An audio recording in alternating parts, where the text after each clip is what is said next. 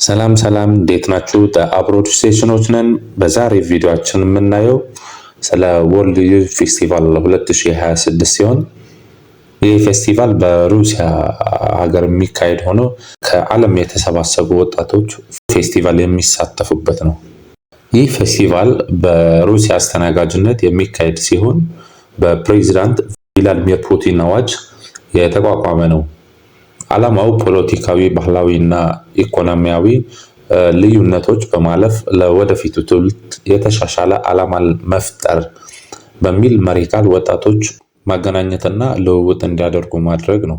ይህም ፌስቲቫል ለመሳተፍ ምንድን ናቸው ዋና መስፈርቶች የሚለው ስናይ ፌስቲቫሉ ሁለት ዋና ክፍሎች ያሉት ሲሆን በመጀመሪያ ለተሳታፊዎች ተብሎ የተመደበ አለ የወጣ አለ። ሁለተኛ ለበጎ ፈቃደኞች ወይም ቮለንቲርስ ተብሎ የወጣ ፕሮግራም አለ።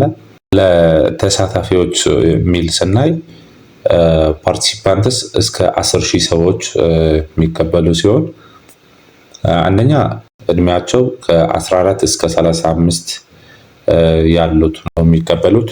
ከ14 እስከ 17 ዓመት ለሆኑ ታዳጊዎች የተለየ የ1,000 ተማሪዎች ኮታ ተመድቧል። የትምህርት ደረጃም ተማሪዎች ሁለተኛ ደረጃ ወይም ዩኒቨርሲቲ ወይም ከዛ በላይ መሆን አለባቸው። እዛ ለመሳተፍ ተፈላጊ ዘርፎች ከሆኑት መካከል በሳይንስ፣ በቴክኖሎጂ፣ ኪነጥበብ፣ በጎ ፈቃደኛ አገልግሎት፣ በስፖርት፣ በንግድ ስራ፣ በተለያየ እነዚህ አይነት ፕሮግራሞች የሚያካትት ነው። በመቀጠል አገር ነው የሚለው ከየትኛውም ሀገር ቢሆን ማመልከት ይቻላል፣ ከኢትዮጵያም ጭምር ማለት ነው። በመቀጠል ለበጎ ፈቃደኞች የወጣ መስፈርት ስናይ ለበጎ ፈቃደኞች እስከ 2,000 ሰዎች ብቻ ነው የወጣው። እድሜያቸው ከ18 ዓመትና ከዛ በላይ መሆን አለበት። ችሎታ፣ ጠንካራ የስራ ፍላጎት ወይ ተነሳሽነት ያላቸው መሆን አለባቸው። በመቀጠል የእንግሊዝኛ ወይም የራሽያን ቋንቋ መቻል አለበት። እንዲሁም በሌላ በበጎ ፈቃደኝነት ወይም በቮለንቲር ከሌላ ሰዎች ጋር የሰራ ከሆነ በጣም ተመራጭ ነው።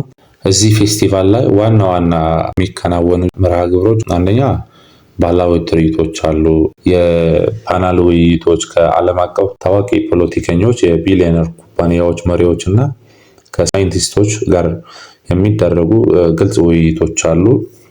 የስፖርት ውድድሮችም ይጨምራል። የክልል ጉዞም አለ። ሪጂናል ፕሮግራም ከዋና ፌስቲቫል በኋላ ለ1,000 የሚሆን የውጭ ሀገር ተሳታፊዎች ተመርጠው ወደ 30 የተለያዩ የሩሲያ ከተሞች ለጉብኝት ይላካሉ ማለት ነው። እዚህ ፌስቲቫል ላይ ስንሳተፍ ከምናገኛቸው የጥቅማ ጥቅሞች ዝርዝር በመጀመሪያ የመኖሪያ ቤት፣ ከዛ ምግብ አለ፣ ቪዛ ለተመረጡ ተሳታፊዎች ወደ ሩሲያ ለመግባት የሚያስችል የቪዛ ድጋፍ፣ ከዛ በተጨማሪም የጤና መድን የሚሸፍኑ ይሆናል ማለት ነው። በመጨረሻም ይህ ፌስቲቫል ለመሳተፍ እንዴት ነው ማመልከት የምንችለው በሚለው በመጀመሪያ የመጀመሪያ ምዝገባ ማድረግ ነው። በyfest.com ወይም ደግሞ wyffest.com ላይ የግል ፕሮፋይል መፍጠር ነው። ከዛም በመቀጠል በፌስቲቫሉ ዓላማዎች ዙሪያ የሚያጠነጥን አጭር ጽሑፍ ማቅረብ ይጠበቅብናል። ከዛ ቪዲዮ ፕሬዘንቴሽን ስለ ራሳችን፣ ስለ ስኬታችንን እና ሌላ ፌስቲቫል ላይ ምን ማበርከት እንደምንችል የሚገልጽ ከ1 ደቂቃ እስከ 2 ደቂቃ ያልበለጠ ቅርጽን ማቅረብ። ከዛ በመቀጠል ኦንላይን ቴስት የምናደርግ ይሆናል። በአጠቃላይ እውቀትን ወይም ደግሞ የስነ ልቦናን ብቃት የሚለኩ ጥያቄዎች ይቀርቡልናል ማለት ነው። እነሱን ካለፍን በመጨረሻ በኦንላይን ዙም ቃለመጠየቅ ይደረግልናል ማለት ነው። የዚህ ፌስቲቫል ዴድላይን የሚሆነው በፈረንጆች አፕሪል 30 2026 ሲሆን ቀድመን ብናመለክት ይመከራል። ስለዚህ መልካም እድል እያልን ነው። የምትፈልጉ ሰዎች ካላችሁ አፕላይ አድርጉ።